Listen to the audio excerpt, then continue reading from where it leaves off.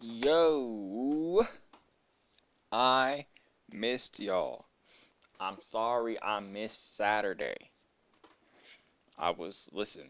Sometimes, when you're trying to live a spiritual lifestyle, sometimes things go unprecedented. Sometimes you get called to do certain things. Sometimes stuff just gets going. I missed Saturday. I apologize. I apologize. Um, so look. So look. First of all, hold on a second. Is my phone on? Do not disturb. Okay, bet. How to do that. First of all, shout out OKC. Congratulations to the Thunder. First title ever. Fire. Also fire that I did not lose all my sports credibility immediately upon starting this podcast, because that would be tough. Um, that would be really, really tough. Shout out the Indiana Pacers. Oh my goodness, what a run! Um, I told y'all straight up, I said I'd be surprised if they won 2 games in the series. Well, they won 3. Um, and I think had a really, really decent chance at winning 4. Unfortunately, injuries happen. Um, Ironically, Halliburton is a 49ers fan, and yeah, uh, I saw Brock Purdy, who was undefeated at the time, get his elbow just obliterated in an NFC Championship game. First offensive series of the game. Crazy stuff. I saw the next year Dre Greenlaw at the Super Bowl tear his ACL celebrating on the sideline. Mind you, both games, obviously the Niners went on to lose. That Super Bowl one was crazy because it wasn't until after that when the Chiefs started getting stuff going on offense and that fluke special teams play. Bro, people never want to talk about this stuff when it comes to the Chiefs. I promise you, bro. Bro, I promise you on my bro, listen to what I'm about to say. And this isn't a Mahomes dig, by the way, what I'm about to say. Because Mahomes, he's him for real. He's him for real. Bro, the team, Mahomes is him. Bro, the team, look, bro. The team is the flukiest, luckiest team of all time, bro. Bro, do I hate the Chiefs? Yes, I do hate the Chiefs. That is not, I promise you, if I were not a Niners fan, and I say this because there's people who aren't Niners. This what I'm saying is not like a hot take. There's many people who feel this exact same way. They're like the flukiest team I've ever seen in my life, bro. Like, it's not even that they, bro. I was gonna say it's not even they don't deserve to win when they win. But it's like they do, but they don't at the same time. Like, you know how in sports, it's like, oh, like this team played the best, they deserve to win. That's like a notion in sports. This team played the best, they deserve to win. They deserve to win because of how they played. The Chiefs defy that. Like, the Chiefs are like the most undeserving to win team that wins I've ever seen in my life. Like, you could watch a game and be like, this team is clearly playing better than this team. This team does not deserve to win this game. And they gonna win that game, bruh. That's the Chiefs, bro. That's literally the Chiefs. And that's not even like a hater notion. Cause like, to a degree, it's admirable. Here's the thing. I think it would be more admirable if they didn't feel themselves as a result of it. You get what I'm saying? Like, it would be more admirable to me if it was like, yeah, we just worked hard, we pulled it off. But instead, they be on that, oh, we're them, we're untouchable energy. That's why I have to get lit when they get stomped. Like in the most recent game they played, they got stomped. That's why. Because you have to be, listen, be humble. Be humble. Like, stay humble, and then it ain't gotta be like this. That's all I'm saying. That's all I'm saying. When they beat the Niners the first Super Bowl, they were humble. You feel me? They were humble. Ever since then, they lost their minds. They ain't been humble since that day. They got that ring. They humbly got that ring. They ain't been humble ever since. Never. Never. Never. And that's why it's like, nah, fam. Nah. Nah. Nah. Because y'all lost your minds. Y'all didn't know how to act no more. So, bet. Bet. Yeah, no. That's just that. You feel me? Listen, I'm gonna share some of y'all. It's gonna sound crazy. Listen. Alright, so look. So my church, right? So I work in the youth. I work at the youth with my church, right? I work with the teenagers, know what I'm saying? So the youth pastor, he recently told us that he's trying to set up a mission trip to Kansas City. And I'm like, listen, I ain't going to that. I ain't trying to go to that. Why? Why am I not trying to go in? Listen, it's very simple. Y'all think I want to spend? Y'all think I want to help? I think I want to help Chiefs fans see the kingdom? Y'all think I want to spend my eternity with Kansas City Chiefs fans? To the point where I'm going to go out of my way to their city to do it?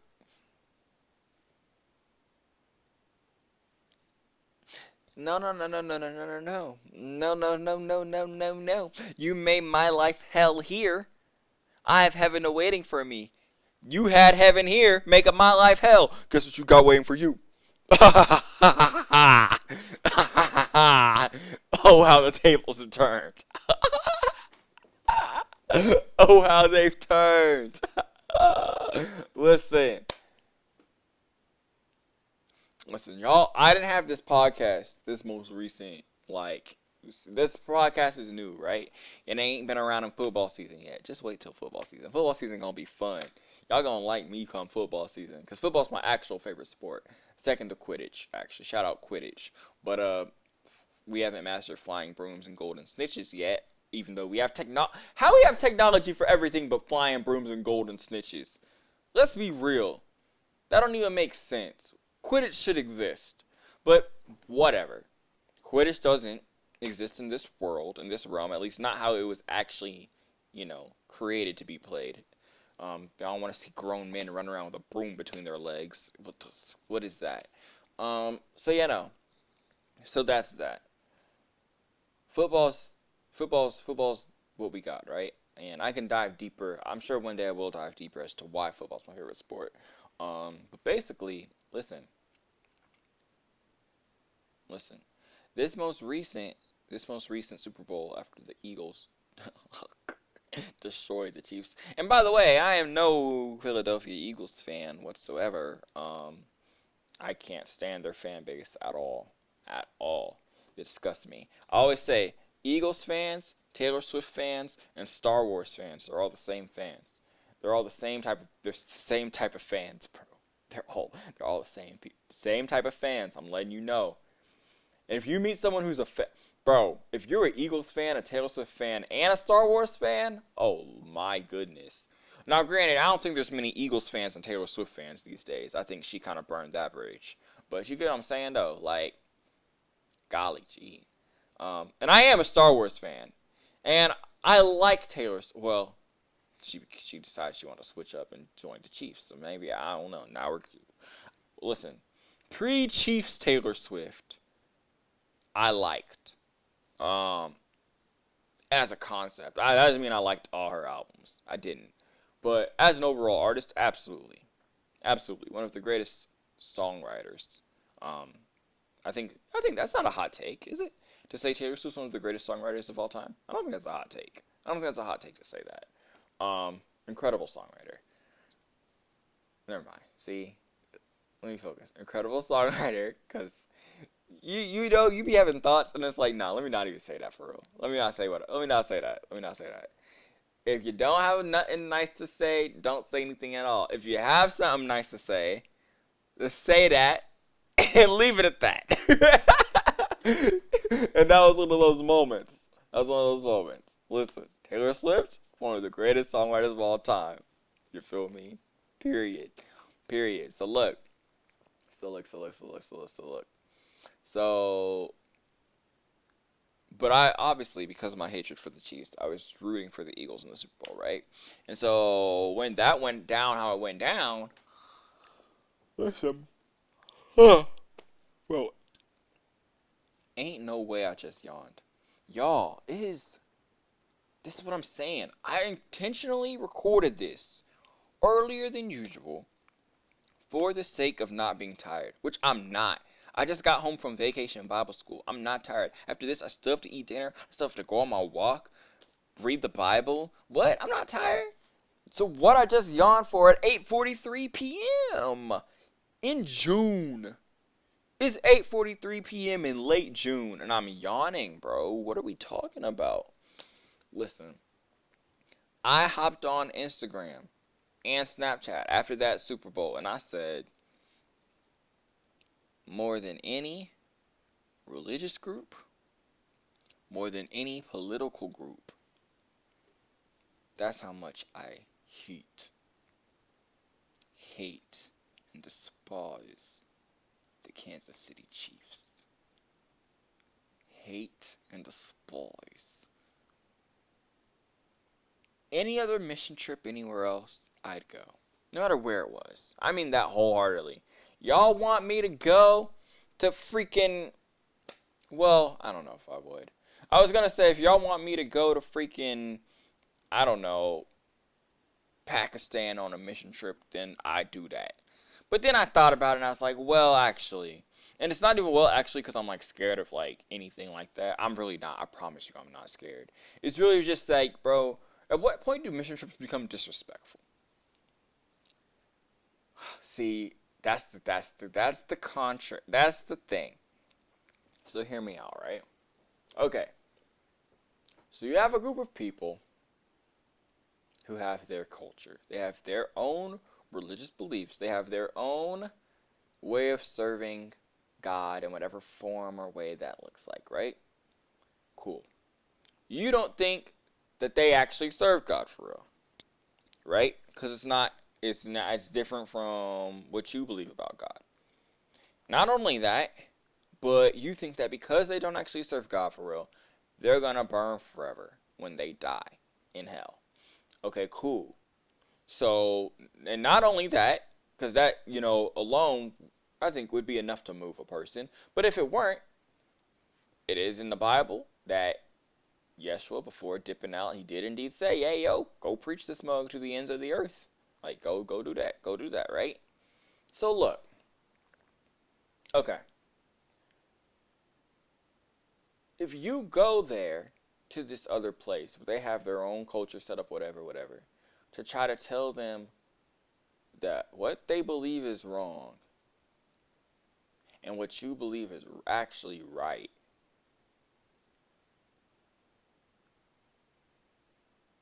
bro, it's like, I can't really fully say they're the bad guys for not wanting to listen to you. Like, you get what I'm saying? You know what it ties into? Oh my gosh, bro. It ties into this passage in freaking 1 Corinthians, bro. Dude, okay. I read y'all, I think last time I did this, I read y'all a passage. Or no, maybe it's time before last, because that was when I read 1 Corinthians. A passage from 1 Corinthians, right? I read y'all 1 Corinthians 13. I also read y'all that clip from 1 Corinthians 16. Listen. Listen to this from 1 Corinthians. Is it chapter 10? Oh, jeez. Hold up. Y'all gonna get me rolled up with that beat here. So like 3 kicks underneath this scroll. You know it's us. Uno, 6. Well, yeah. Y'all don't even know about that, bro. Y'all know about Man, y'all know about dirty water, bro. Y'all know about Lecrae, bro. All y'all know is all I need is you. Y'all know about that dirty water. Alright, look. Where's that verse? Now I'm smoking my kush, reading Corinthians. Smoking my kush, reading Corinthians. Hey, y'all don't know about that either.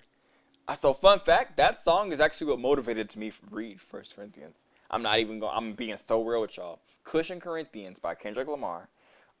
That song is what actually motivated me to read First Corinthians. I'm gonna read Second Corinthians in September. But yeah, no, it's literally because of that song. I promise you. I promise you. It's Kush and Corinthians. Um,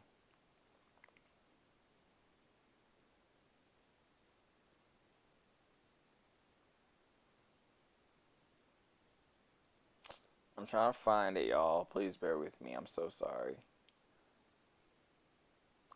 See what I'm saying? Like, I could save time, I feel like, if I, like, made an outline for some of these, like, for some of these some of these podcast episodes. So then I could already have stuff like this pulled up, and y'all don't have to wait on me whenever I have, like, spur of the moment stuff I want to talk about. But at the same time, I feel like if I did that, mm, I don't know. Maybe I could try it. I feel like it would take away from the authenticity I want this to be, though. To a degree, like to an extent, I feel like it would. Okay, I'm gonna really have to look this up, which is crazy. Now I'm smoking my kush, reading Corinthians.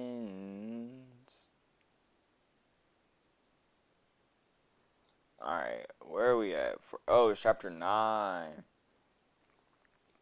First Corinthians chapter 9. Let's get it. Let's get it. Okay, I'm in the NASB 2020. First Corinthians chapter 9. Alright, check this out, y'all. Check this out. Because this blew my mind.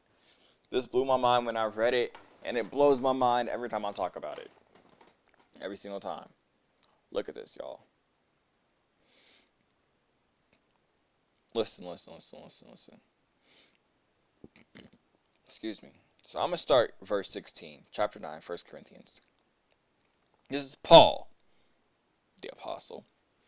He says, "For if I preach the gospel, I have nothing to boast about, for I am under compulsion. For woe to me if I do not preach the gospel." Bet. So off back, he's like, yo, I ain't even got nothing to boast about for preaching the gospel, because it's compulsive to me.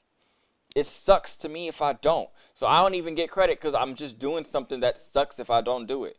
Like, it's like if someone said, like, oh, congratulations for breathing. Like, what? Congratulations for blinking. I just, what? Like, eating food. You know what I'm saying? Alright, so look. What then is my reward? That when I preach the gospel, I may offer the gospel without charge, so as not to make full use of my right in the gospel. Right. So he's like, yo, like, I preach this milk for free. So listen. Listen to this part, y'all. For though I am free from all people, I have made myself a slave to all, so that I may gain more. To the Jews I became as a Jew, so that I might gain Jews. To those who are under the law, I became as one under the law, though not being under the law myself, so that I might gain those who are under the law. To those who are without the law, I became as one without the law, though not being under the law of God, but under the law of Christ, so that I might gain those who are without the law. To the weak I became weak, that I might gain the weak. I have become all things to all people, so that I may by all means save some.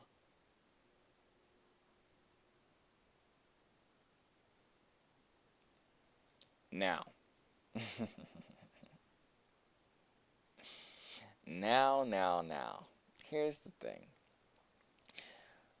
So Paul was a guy who did a lot of mission trips, traveled a lot, traveled a whole lot. Um, Traveled a ton. All types of different cultures, all types of different places, all types of different belief systems. This guy traveled to, ministered to, all that kind of stuff, right? This guy, he did not just go to those places and say, hey, guess what? Everything you believe, it's wrong. It's wrong. Believe what I'm telling you. Believe what I'm telling you. Mind you, this was a dude who was able to do, like, miracles. This was a dude who was able to actually do miracles. Heal people and stuff like that. Cast out demons for real. Raised a whole boy from the dead. And that was not his energy. He could have just been like, hey, believe what I believe. And if you want proof, bang, bang, bang, pow, pow, pow. Did something crazy. And then they're like, oh my gosh. That's not what he did. That's not what he did. Oh, see. Because here's the thing. Y'all want people to believe the stuff y'all say. Y'all can't even do miracles to back it up. Oh my goodness. Oh my goodness. Because this ties into a different conversation I was having with my older sister a couple weeks ago, where I was like, yo, what actually makes Christians in 2025 different from any other religion or belief system?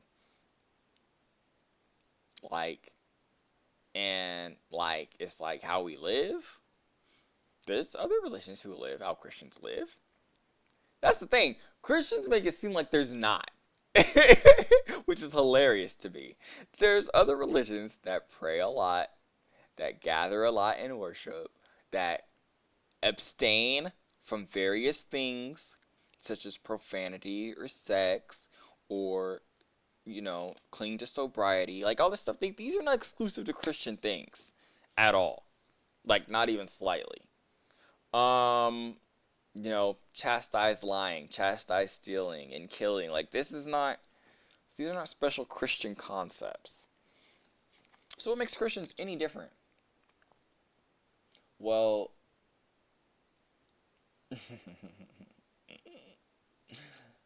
oh, jeez. I'll read y'all what's supposed to make Christians different in a second. There's really two things. There's two key things that are supposed to be the case with Christians. Two key things. In our current society, you're lucky and blessed to find a Christian who can do one of them, let alone both. But I'll get there in a second. So Paul could actually do miracles, right? No. I'm gonna get there now. Hold on a second. Hold on. Nah. Because it's all gonna tie in. I feel like I'm short on time, which is tough. Hold up.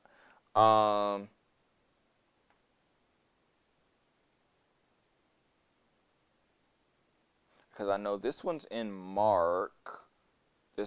What I'm about to read y'all.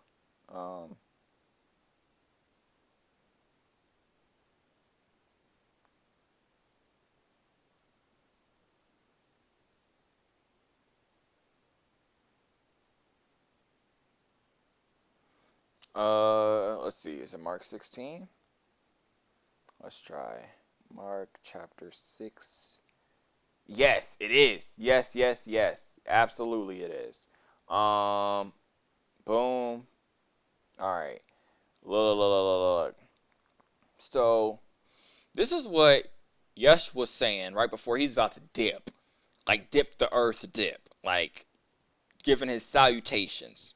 It's been real down here. Y'all be easy. Listen to what bro says. He said to them. Now, let me start. Well, no. I'll start from verse 15. He said to them, go into all the world and preach the gospel to all creation. Alright, so that's that part. I mentioned that earlier. So that's the thing he said, right? Go into all the world. Bet. Preach the gospel to all creation. Cool. Got it. The one who has believed and has been baptized will be saved, but the one who has not believed will be condemned. Okay, got that. Listen to this, y'all. Listen to verse 17. Verse 17 and 18. Mark chapter 16. Look, it says this.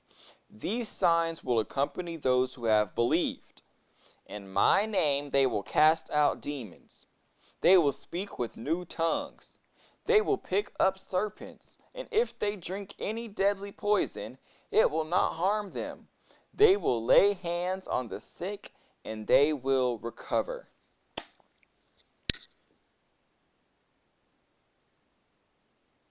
Now, those things that are mentioned, right? At the time he's saying them, the disciples have not yet done these things, but they're going to very soon. Because once he dips, they receive the Holy Spirit, and then the entire book of Acts is about them doing such things. Hence when you have Paul, he's also one of them who is doing such things. Now, here's the kicker. Paul wasn't even a follower of Jesus, bro. He did not become that till after this. After Jesus had already thrown up the deuces.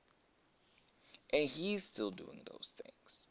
So, in this passage, dude said, you're going to know the believers because they're about to be doing wildness. The same wildness they saw him do for 3 years. All the miracles, they about to do that. That's how you'll know. That's how you'll know. Now, so look. So I said there's two things, right? I'm not going to take time to find the scripture for y'all right now because I am running low on time. The other thing is love one another. Love one another. You will know one's a Christian because they love. Period. Now, love is not an exclusive Christian concept. You feel me? Love is not an exclusive Christian concept at all, whatsoever. But the miracles, however, to the level they were doing them, and the consistency and frequency they were doing them, that was new. That was new for sure. Not only that, but we're talking like, that's the thing, we're not talking dudes who committed their whole lives. That's the thing, I'm not saying no one in the history of the world before Christianity had performed such miracles. That's not what I'm saying. Listen to what I'm saying. We're not talking dudes who had committed their whole lives to like studying mantras, studying spells, that kind of stuff. You got to go find these dudes up hidden off in a mountain somewhere.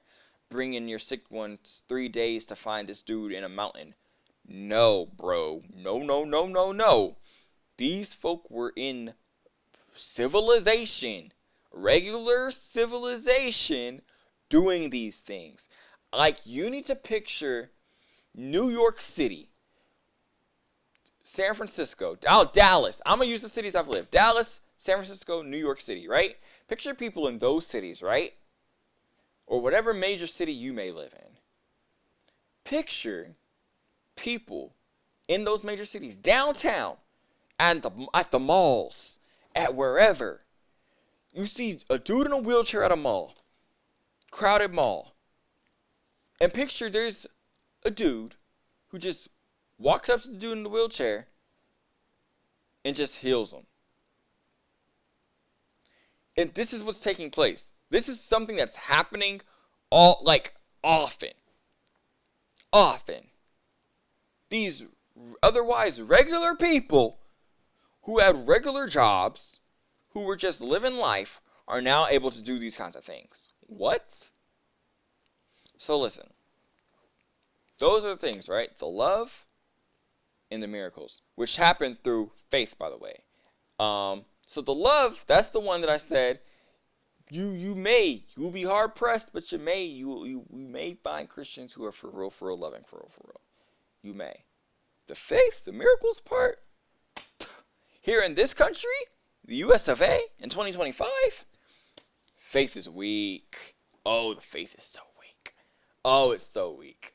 Oh my gosh, the faith is weak. It's disgustingly weak.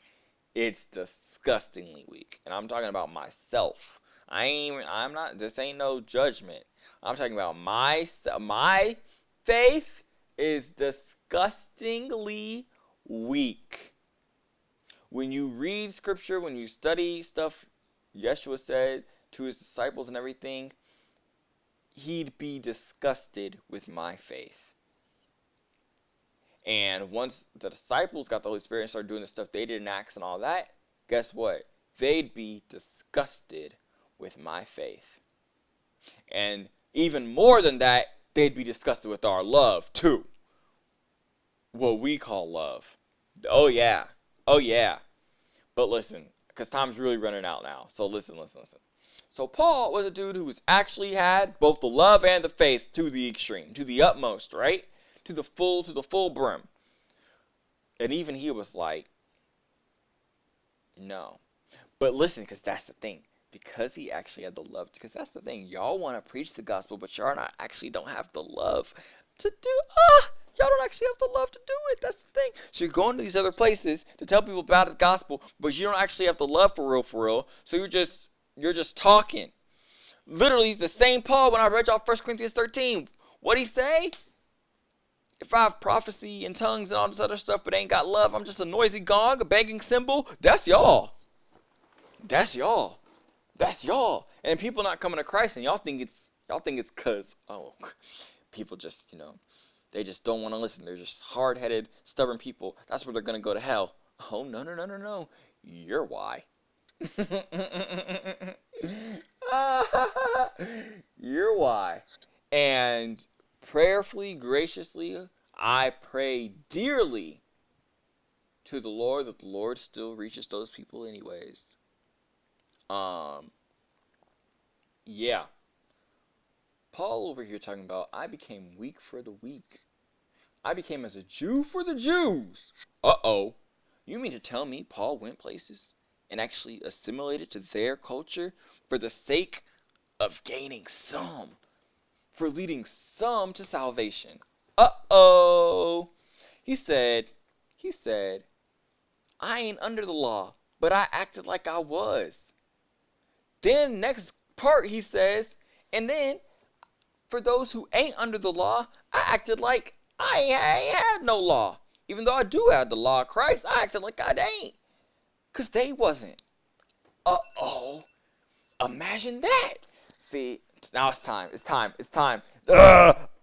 the most frustrating one so far. No, that's fine, because I'm going to be here on Thursday. We picking this right back up on Thursday. So I have to make up for missing Saturday.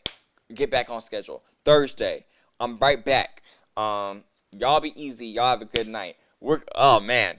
Yeah, no, we're picking this right back up. I'm cooking.